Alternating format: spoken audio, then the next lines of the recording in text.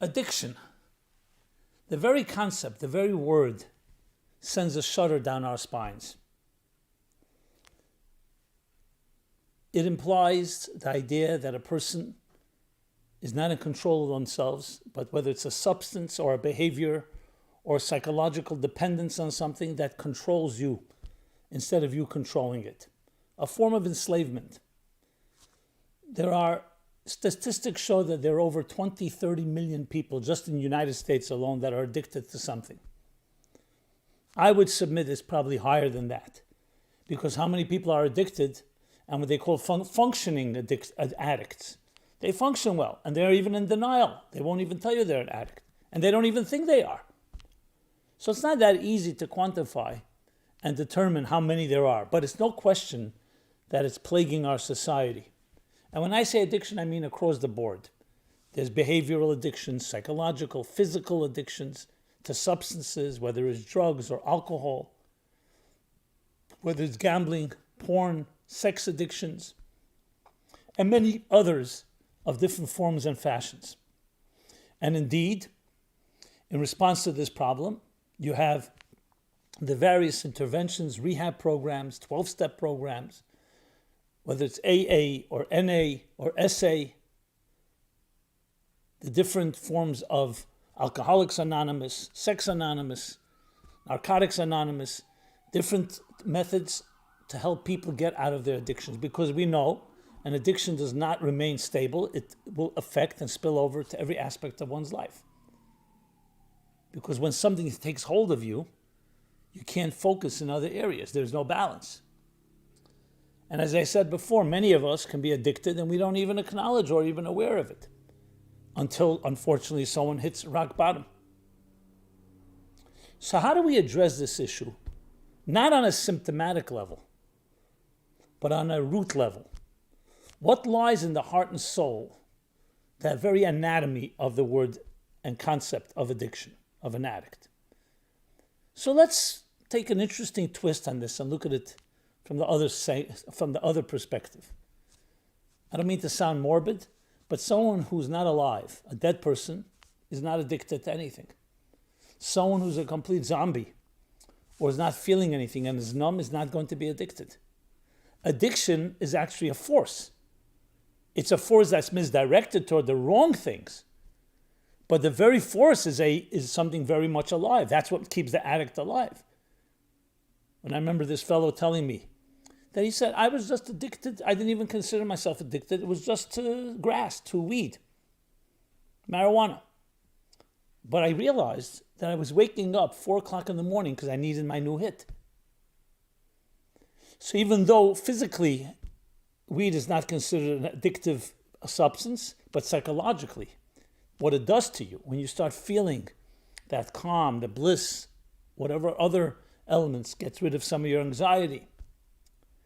And it took years, he said, for me to discover that I was addicted. And it was affecting me because everything was driven about, when do I take my next hit? When do I get my next high? So when you think of it that way, there's an energy in there. The person is driven for something. How many people wake up 4 o'clock in the morning or 2 o'clock in the morning? Now, of course, that tells you that there's power. The question is, where is that power being directed toward? So let's establish first and foremost that addiction is an energy. But like all energy, like fire. Fire, if it's an energy that's uncontrolled and it controls you, what will it do? It will destroy. It will annihilate. When the fire is harnessed and controlled, you control it, then it can warm food.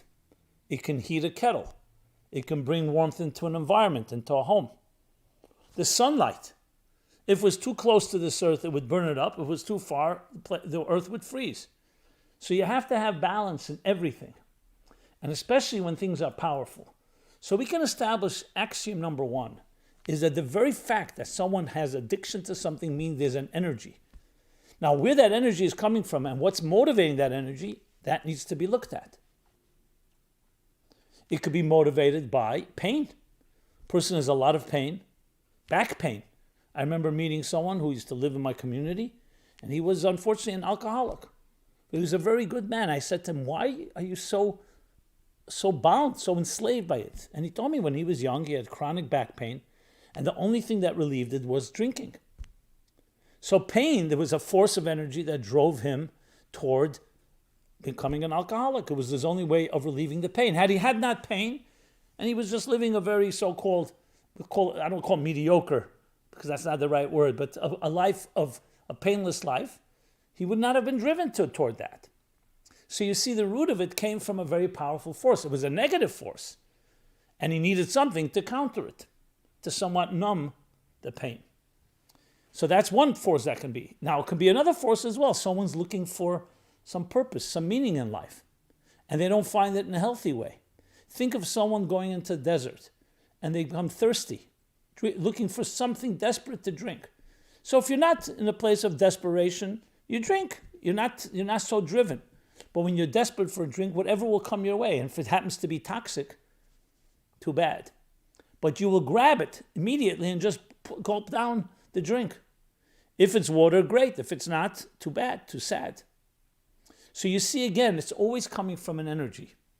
The question is, how is that energy being quenched? How is that thirst or hunger or need being resolved? So if you really look at it, addiction comes in that sense. So when you look at the etymology of the word, actually, originally, addiction had many other meanings. In one place, addiction is sometimes described as actually devotion, attachment, sacrifice, and in the same breath, also betrayal, abandonment, and enslavement. Because the very concept is basically a form of attachment. The question is, what are you getting attached to? Now, if someone says to you, I need attachment in my life, let's not use the word addict. Everyone say, of course you need attachment. For 9 months, every child is nurtured in its mother's womb, which is a total form of 24/7, total immersion, attachment, and connection to the womb of your mother. Early childhood, as soon as a child is born, the attachment, the mother, the nursing of the child, the cuddling of the child, the love, this is critical. Just as a child needs food and drink and sleep, it also needs that attachment. So attachment per se is a beautiful thing, not only beautiful thing, a necessary thing. When a child is detached or not attached to a parent, it can have tremendously long-term consequences. Attachment is physical, but also emotional, also psychological. So it's a critical component, attachment. Now, let's say a person did not have the healthy attachment. What will happen? We will seek attachment in our lives because we must have love. We must have connection. And if you can't find it in a healthy place, just as I said with the analogy of the desert, of the parched, a thirsty, extremely desperate, thirsty person, you'll grab whatever comes your way. You'll get attached to things, whatever relieves your pain, whatever will satisfy the need to find connection. Now, it could end up being something that is very destructive, where that thing takes control of your life. So we see it that way, the root of it, we'll call it the Kabbalah of addiction. The soul, the spirit of it, is that the addictive person is devoted, is dedicated. The key is to find the dedication to the object of the desire, the object of the devotion, the object of the attachment should be a healthy one. So it's not per se, the problem is not the attachment, not the need, the hunger, but how to fill that hunger, how to satisfy that thirst. Now, of course, once a person gets attached to the wrong thing, it's not that easy. You can't just say, you know what, instead of having this for giving you a high, or whatever it is, whether it's behavioral or physical, that's going to give you that relief. Here, why don't you try this, which will give you relief, but in a healthy way. Because now you have found a situation, which is where the real problem becomes, where you can't distinguish between the object and the drive. The power and need for attachment and the object that is satisfying that attachment. They become inseparable. You think that it is whatever it is, whether it's gambling or sex or alcohol or drugs or certain type of behaviors. It becomes inseparable, and in your mind, you can't separate between the two. That's where it becomes so difficult. But it's critical first to establish that they are not one and the same. In other words, the object is not coming from the same place as the root. And that's vital in any form of healing. That awareness. Awareness is half the cure. Now, awareness requires a lot of meditation and thought, support of others, to come to discover that you can find the same relief in healthy ways. That's the overall picture.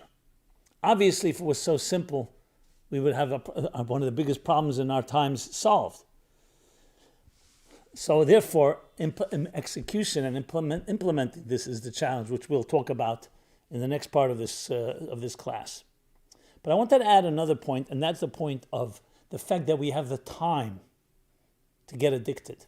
You know, when you're running for your life, or you're in the middle of a war, or in any other thing that you need to really fight for your survival, you have no time to get addicted to things. So addiction, another cause of it, is the result of a leisure and a certain comfort zone. So though addictions go back to the beginning of history, and we'll talk about that shortly as well, but in some ways it's become a critical mass problem because of the leisure of our time. I've mentioned a number of times, Admiral Adam Rickover was a Jew, came from Poland and escaped the pogroms of Europe. And he arrived at the shores of the United States in the mid-20th century and rose in the ranks and became a 4-star admiral, which in the Navy is the highest rank. There's no 5 stars, it's a 4-star admiral. He was called the father of the nuclear submarine. So he was a brilliant man and had a very unique personality. He gave a talk in 1955. I found a statistic that he shared to be fascinating and tremendously insightful if you want to understand the trends of our times. And what he said was, to paraphrase, that when you consider from the time 1855 to 1955, I may be off with the years, but something like that, the generation of energy, what generates energy in this world, he says in 1855, I believe 85 or 90% of energy was generated by human labor, by human beings, toiling in the fields or hard work and so on. In 1955, 85 or 90% of energy is generated by machines. And what are the two implications? This is not a small shift. Of course, it's due to the Industrial Revolution and the advent of technology. You can imagine today, you don't even have to go walk to a store. You can get it delivered to your home within 20 minutes or a half hour or an hour by Amazon, that the numbers are probably even higher than that. What are the implications? So he's mentioned two implications. One is an enormous astronomical growth of wealth. Because now the one who controls the buttons, the one who controls, let's say, the agricultural department or the farms. So yes, if you own the many farms, you made more money, but at the end of the day, how much energy can be generated by human beings, there's a certain limit. A person toils in the field 9 hours a day. So they yield the amount of rice or potatoes or grain and so on. But once you have machines doing it, you yield so much more, and the human labor just needs to press a button. So the profits, the profit margins, and the growth exploded. So wealth exploded in tremendous ways. The second implication, which he doesn't elaborate so much about, but he mentions, if I recall correctly, is the amount of the birth of leisure. What happened to all that time?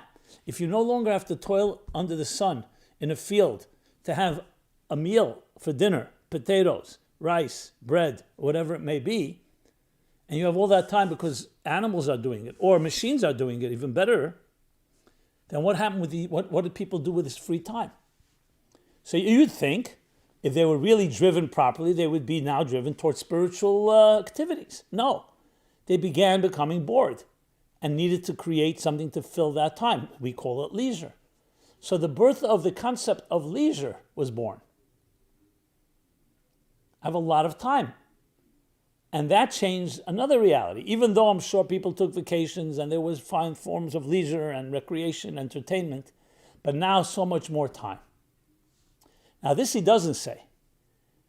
But what comes down to it, when you have a lot of time in your hands, what happens? You become bored and you need something to excite you. That's human nature. As we said earlier, a human being is not a corpse. We need stimulation. We need something to get us going, something to elevate us. If you can't find a healthy way, what will you do? You'll find an unhealthy way. And hence, I would submit the astronomical explosion of all forms of addictions in order to relieve the existential loneliness or pain of all that time on our hands. That's one thing. And also to fill the time with something that will stimulate us. We talked about all the addictions. Let's talk about the addiction to your smartphone, to video games, gaming. An addiction can be just, can you live without this, without checking your text? Can you go to sleep without your phone? Etc., etc. This is all due, as a matter of fact, as a side effect of the leisure, the ease. If technology didn't exist, we wouldn't have this issue. When people were toiling, as I said, 9 hours or more in the field, and there was no technology, there were no machines to bring them information and so on, everything was just through human contact, you can imagine that all the addictions that we have weren't existent, besides the fact that we didn't have the time. Who had the time to talk about anxiety or go to therapy when you're busy struggling to survive, to make ends meet? And especially if you're dealing with oppression or other issues that fighting for survival. There's simply no time. There's no time for dysfunctionality, basically. Whether everybody was the most healthy person, perhaps not. But there was no time to dwell on it. The more free time that was freed up allowed for the vacuum that creates a situation where people can become and do become addicted. So that's a critical component as well. So that means the key, again, going back to the point, is to go back to the root and discover that the answer is to find a way to satisfy the soul's aspirations. Which brings me to the historical element, and one of the reasons I'm talking about it this week. When you look in the story in the Bible, the first time addiction is described, even though the word is not used. So we have different stories. We have the story of Noah, who became intoxicated after the flood. But you have in this week's chapter, you have an interesting story. The two sons of Aaron, the high priest, so this was the beginning of the erection, of the establishment of the holy temple, the sanctuary. And they are so excited because they were very spiritual. And this is the first time they're going to experience the divine ecstasy. As the commentaries explain, that they, with their great passion and zeal and fervor and fire, they ran into the Holy of Holies, but they were not prepared. So it says that they brought an offering. They brought a strange fire came and it consumed them. And they died. Sometimes called foreign fire, alien fire. Reminds you of the word? Sometimes that's used for a drug, for OD, an overdose.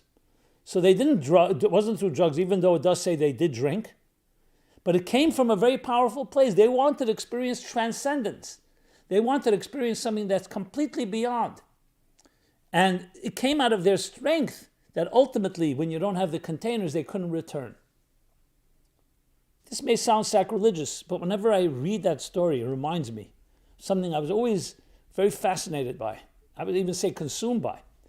You know, you hear in the early 70s, some of the great legends, the great musical giants, Janis Joplin, Jimi Hendrix, Jim Morrison, just to name a few, who in their early 20s all OD'd.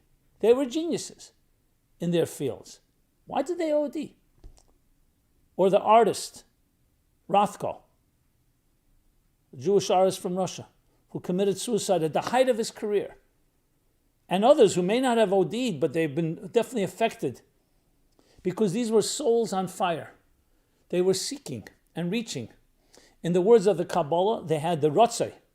Rotze means a yearning, a deep aspiration, pining for something greater that is not tangible.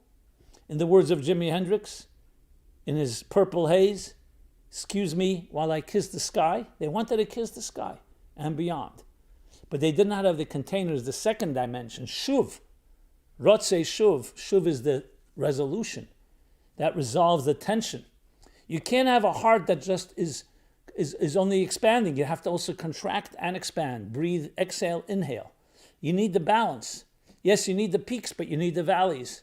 You need a choreogram. It needs to be a balanced cycle, a balanced rhythm. And when you have a great soul, a powerful soul, and you keep reaching higher and higher, and you don't have a way to ground it and to integrate it into your regular life, you stand the risk. An addiction on one hand coming from a very powerful place. They were addicted, they wanted something, they wanted to taste the divine. That's what Nadav and Avihu wanted, but they could not contain it. And they were actually called the sacred ones. They sanctified God. But as we read later in the chapters, God says to Moses to tell Aaron, no.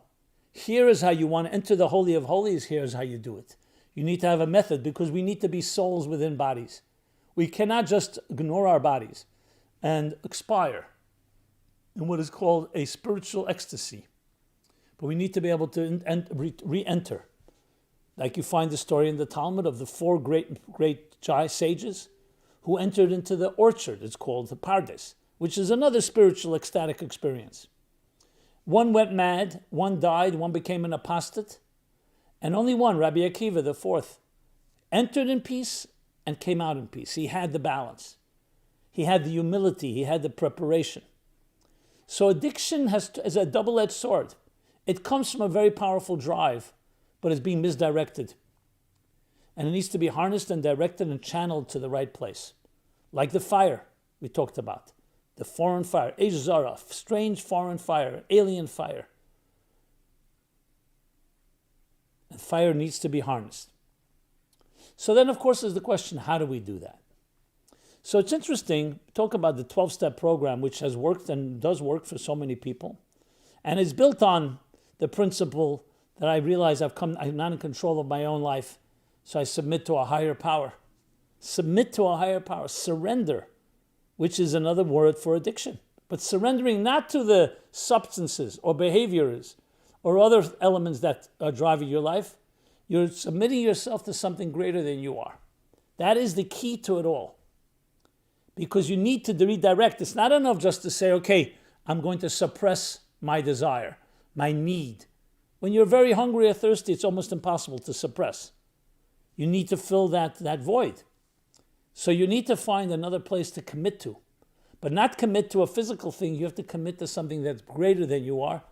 Where there, it's not enslavement because you are then you're connecting to something that's transcendent, not something that you are devoted, not something that's taking control of your life, but something that you can be absorbed in something greater than yourself that doesn't have the negative aspects that physical, behavioral, and psychological addictions have. That's the general principle, a type of what we would call bittul, a word I've used many times, bittul, a type of suspending yourself to a cause greater than yourself. You'd be surprised what that can accomplish. Now, it's not that easy to do for anybody because we're always driven by self-interest. And we're also driven, especially an addict, is looking for their hit. They're looking for their high. They're not looking to dedicate themselves to something else. But that's exactly what you need. If you want to rip away the attachment and dedication to something that is controlling you, you need to take the dedication and direct it elsewhere.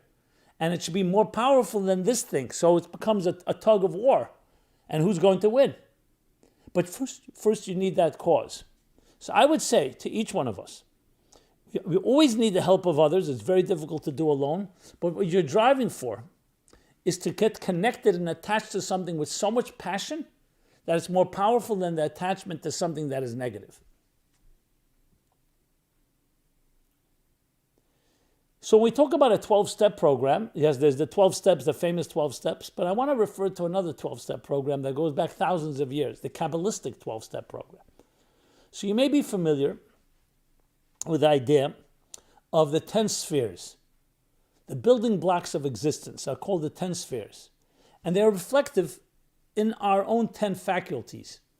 Our conscious faculties, 3 cognitive ones and 7 emotional. That's 10. But there are another 2 that are not discussed maybe as common, even though they're part of the whole picture. And they're called the transcendent faculties, the supraconscious ones. So above the 10 spheres is a level called Keser, the crown.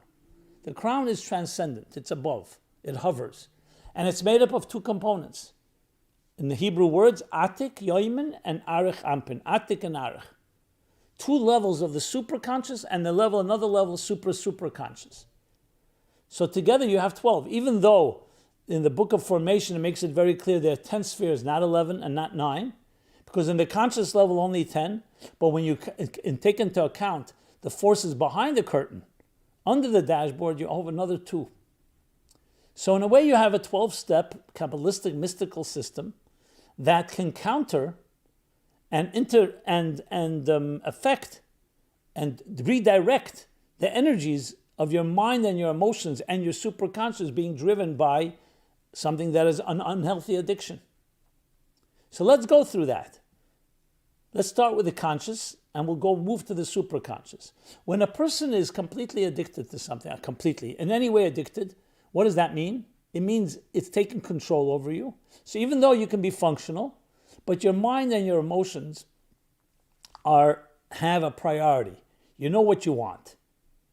And when you need it, that takes control. No matter what your schedule is like, no matter what your family may be waiting for you or other things, when you feel you need that high, when you feel you need that hit, you are going to take your mind and figure out ways to get it. And you see people are brilliant in their ways. Even when they're deprived, they find all kinds of ingenious ways to use their mind to figure out how am I going to get what I need to satisfy my addiction, to fill my void, to relieve my pain, to numb myself, or to get the high, to get the pleasure that I get, even if it's only instantaneous. And of course the emotions, even more so. The mind is how to, but the emotions is what really drives you. It's your impulses are now, I am driven emotionally, I need this. It's not just a cognitive experience. So if you go through this 3 cognitive and the 7 emotions, in a real healing system, what you would want to have, and I'm not going to go through a whole comprehensive, exhaustive process here, but I want to be brief about it. Each one of our faculties has become addicted, not just you as a person. So let's go through it from the top of this, the 3 cognitive and then the 7 emotional. So the 3 cognitive faculties are called Chachma Bina Das. Sometimes it's translated as wisdom, understanding, and knowledge. But I think a better translation is conceptualization, development, and conclusion. So a concept always begins with a flash of an idea. You have an idea. Then you develop it, and then that development comes to some conclusion. When a person has become an addictive personality has begun to act out that way, their Chachma Bina Das, those 3 faculties, are also controlled by the addiction, and you will conceive of ways, and you will develop ideas, and you will come to the conclusions of how you are going to gain your relief or the needs that you have. So your mind has become polluted to some extent. This doesn't mean that you can't be using your mind for other things, but when it comes to the addictive elements, the mind is somewhat controlled by that, somewhat or very much so. So even when you're consciously focusing on one thing, in the back of your mind, you know afterwards or before, you already have planned what I'm going to be doing next. Now this requires a very sober and a very honest and brutally honest and sincere introspection to come to discover how much your mind is controlled. So in essence, what you really want to do is we said before, we want to rechannel, redirect that the concept, the development and the conclusions should be directed towards something that is also an attachment, but not to an addictive item or object or behavior or substance, but to something healthy, something holy. It can be something you study, something you learn with another, some way you are using your mind to help others, to help a cause, to be innovative in that way, and it should give you that satisfaction. So each one of the 3 cognitive faculties needs to be redirected in that way. And the same thing with the emotions. What are the 7 emotions?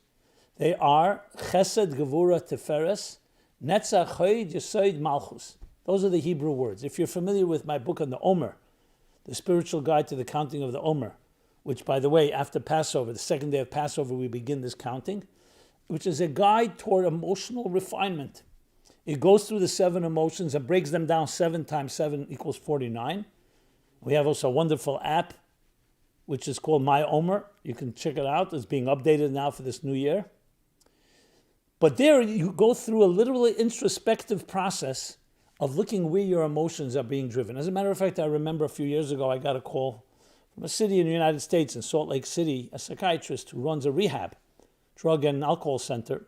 And he told me that this book, the Omer book, is what he says the best tool that he's ever found, where he has people, his patients are required reading and required to have a journal, because there it's not just I'm committing not to be addicted, I'm committing to be a good person and not to follow my addictions, but it forces you to look at yourself in a very personal way, in a very detailed way. So to just give a few examples and to go through the 7 emotions. So the first is love. We spoke about love attachment. Everybody needs love. Everybody needs to give love. Everybody needs to receive love. But love could also be a double-edged sword if you don't know how to stop giving love, or you don't know how to give love in the first place, or the love is being their attachment is going to the wrong place. So he requires each one of his patients to actually write a journal. Where do you stand with your love? And then comes the in love itself. You have to have the love within love. You have to have the discipline within love. Like raindrops. It's important for the rain to fall, but it has to fall in drops, not in buckets, or else it'll flood the fields. And where it comes down in drops, then it comes down, it's absorbed drop by drop. So harnessing your attachment, harnessing your love. So the same thing is with discipline. Some people are very disciplined, but they're lacking love. They're very, very didactic and very much, everything is under a schedule and they define boundaries, but they're lacking a warmth. They're lacking the love that's necessary. And the third emotion is compassion. And the fourth is endurance and determination. The fifth is humility and yielding. The sixth is bonding and again, attachment of a different sort, but it's more of an attachment to another. And then finally, dignity. Malchus, dignity, a sense of dignity. Each of these 7 emotions can be polluted by an addiction. And the goal is to detach it from the thing that you're addicted to and reattach it and reconnect and redirect it towards something that's positive and healthy. Now, this requires already a breakdown for each individual. As I said, I'm speaking more in general terms. But if you do this effectively, you really can go through and clean up the addictive elements, the negatively addicted elements in each one of these 10, 3 and 7 conscious faculties, and do what we spoke about earlier, which is to get to the root of redirecting it toward a good cause. We're not talking about eliminating it, because addictive personality is a very healthy thing to be attached. The problem is you have to be attached to the right things. You want to be attached to something that is not toxic, not to toxic air, but to pure air. Or in this case, to the pure expression of love, and the pure expression of discipline, the pure expression of compassion, of determination, of yielding, of bonding, and of dignity. Human dignity, which in many ways addiction, if it does anything, it pollutes, it so defiles the dignity of a human being. The fact that we are enslaved to something instead of we being the master. So that too needs to be directed in the proper way. I remember one addict once told me, I don't like to label anyone an addict, but the person called themselves an addict. They said, I came to realize that my attachment, my very dignity, was from things that were completely opposite of dignity. I thought I found majesty, I found honor and pride in things that made me behave in a bestial way, in a selfish way, in hurting others. Because I was so desperate for it, then you convince yourself of everything. You convince yourself this is your very essence is dependent on it. And it's when I realized how I'm behaving, how I'm lying. This person was dealing with gambling and other things, drugs as well. Lying, stealing. I was hurting the closest people. I was the most undignified person, and I thought this was my dignity. That's an example where Malchus was completely hijacked and held hostage by these addictions. So it's critical to go through each one of these 10 and find that redemption. Then we come to the last 2, which are, on one hand, much more difficult to address, but they are also at the heart and root of everything.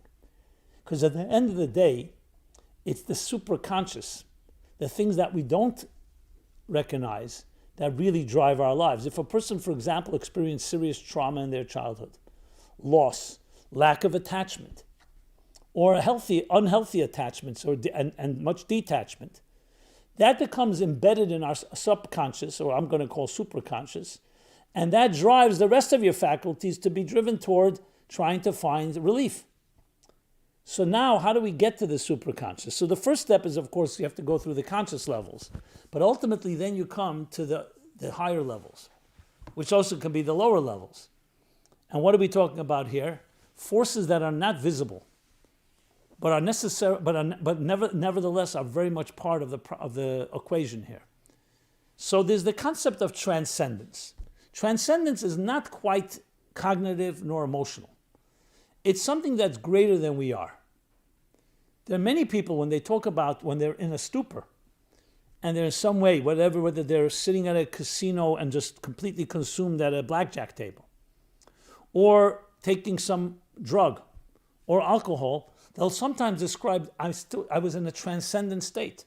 I felt I was rising above my daily vicissitudes, my daily ups and downs, and coming to a place. Yes, later I discovered I was numbing myself, but I found transcendence. Now that sounds like a strange word. How would you use transcendence? If anything, it brought you down into the gutter. But you don't feel that. You feel the relief. You feel the high. So it's a transcendence that's completely distorted. It's a transcendence that has been defiled to the point that you call it transcendence, but really it's the exact opposite. So how do you counter that? Is by finding a healthy form of transcendence.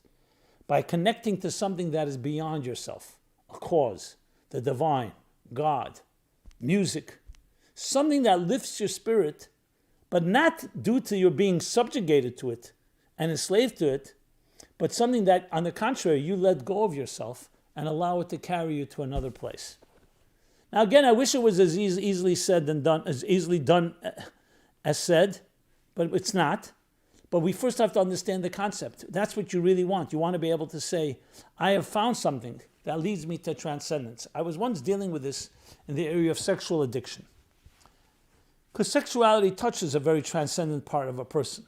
But if you get addicted to the wrong form of sexuality, where it's not connected to real intimacy and relationships, but it's either through whether it's prostitution or pornography, what happens is it's touching that part of you, but not really filling you in the fullest sense of the word. It's an escape and doesn't spill over in a full sense of your whole being.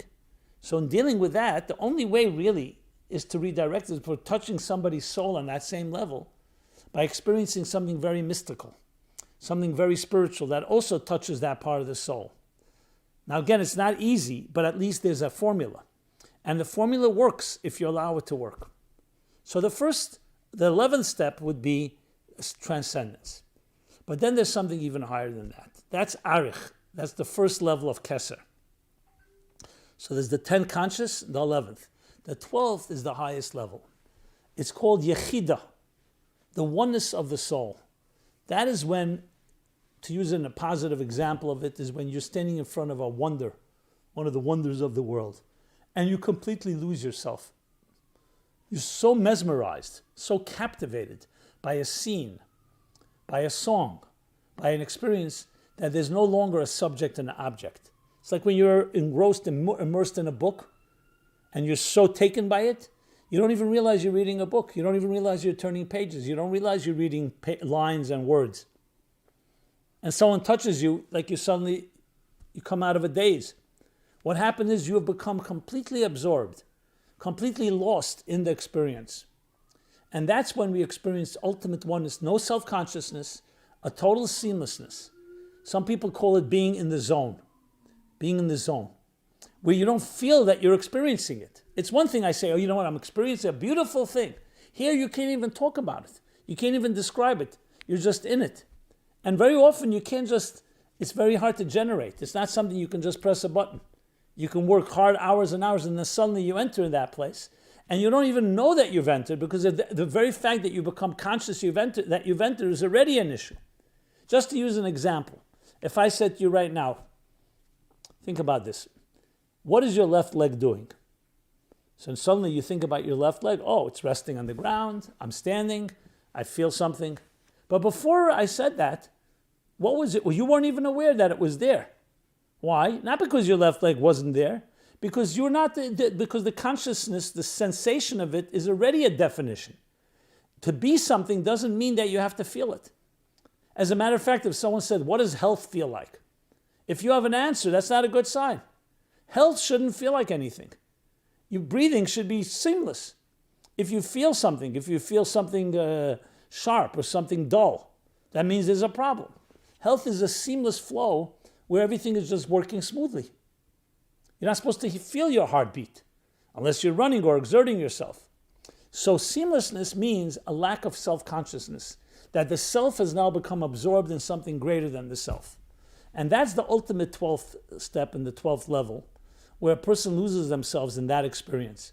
When you're able to reach that, that ultimately is the core root, that if you can continue to build that, slowly it'll free you from the enslavement of any form of addiction, of anything else that has that hold on you, because that's exactly what an addict will describe. Besides transcendence, they'll describe, I was lost in another reality. And I am addicted to that. I want that. I want to lose myself in something greater than me. But the problem is there it's coming through, it's being induced and superficially and artificially through other means. It's not coming naturally. That's why it's critical to have the natural absorption into something greater than you are. And that, as I said, can be through a book, it could be through music, it could be through spirituality. That's the vital, critical component. But it's not enough, just the 12th. You have to go through all the 10 and 11, all the 11 steps before that, because they're all part of the process.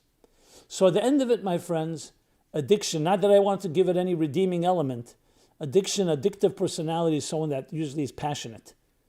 That's what addiction is. The problem is the passion is being misdirected, misguided. So that's why you'll find people who do great things in this world are very passionate. They're addicted to what they're doing, but the addiction is not coming through a substance or a behavior. It's coming through something that's greater than they are, and they're allowing that to lift them up instead of something that's outside of them that's pulling them down or pulling them toward that. And that's the key difference, the object. Not the passion and not the very devotion and surrender, but to what you're surrendering and to what you're passionate, to what you're devoted. So though no one can suggest, and I will not be presumptuous to suggest that one conversation about this can do the healing, I believe that some of the seeds, hopefully that I planted here, can really help each one of us into developing, that would be the real goal, developing this into a formula, that an actual workable model and formula that can work and help each of us in our own ways. Some of us are addicted in subtle ways. Some of us are addicted in very overt and very extreme ways. And of course, there's much pain and loss and detachment or unhealthy attachment disorder, they call it sometimes, that can be affecting us. But that doesn't mean you cannot find redemption. And it doesn't have to happen overnight. It's a step-by-step process. It's a really step-by-step process. So, this has been Simon Jacobson, and it's a real honor, as always, especially talking about sensitive topics like this, which is the topics of our soul, of your soul, of our matters that are really make us tick, of the psyche. Nothing more important than your psyche, your soul, that your dignity, because that's what makes you indispensable. That's the reason you are here, to live up, to fulfill your soul's mission. Which leaves me with that final point. Are you living up to why you were put in this place, in this world? Addiction hijacks you. Addiction, you betray yourself, you betray your cause, you betray your calling, you betray your very essence of being. And healing from addiction and finding a way to harness it allows you to reclaim yourself, reclaim your soul, reclaim your calling, reclaim your mission. That's the ultimate goal here. And that's the mission of the Meaningful Life Center, to help us all reclaim the mission that we were charged with. We're not talking about creating something new. It's right in there. As Michelangelo said, when they asked him, how do you carve those beautiful angels in the marble? He said, I saw the angels trapped in the marble, and I carved and set them free. I would like to believe that we, the Meaningful Life Center, and myself and our wonderful team, are here to help you and help us carve and set our souls free. So we can soar like the birds in the sky to the highest places and beyond, and ultimately live up to and fulfill that mission of bringing that highest levels of transcendence and seamlessness into this material world and really bring healing to this ailing universe on all possible levels, both spiritual, physical, and every other, psychological, emotional, and in every other way. Thank you so much, Simon Jacobson, Meaningful Life Center. Please go to meaningfullife.com for more on this topic, for more on other topics. We have a wide array, a robust schedule, every day, different programs, different activities, different exercises. Please join us. Please share with others. Love to hear your feedback and comments. Everyone be blessed, and may we be connected to the highest forces and beyond, and channel that into our personal lives in the healthiest possible way. Be well. This program is brought to you by the Meaningful Life Center. Please help us continue our programs. Make even a small contribution at meaningfullife.com/donate.